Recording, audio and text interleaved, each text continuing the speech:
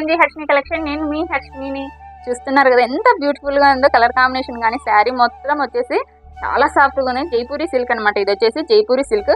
చాలా లెంతీగా ఉంది. ఎవరికైనా లావు ఉన్నా కూడా హైట్ ఉన్నా కూడా బాగా సరిపోతుంది. చాలా బాగుంది అనమాట. క్లాత్ వచ్చేసి చాలా సాఫ్ట్ గా ఉంది. మనకి చాలా మెత్తగా ఉంది. పళ్ళు వచ్చేసి ఈ విధంగా వస్తుంది చూడండి.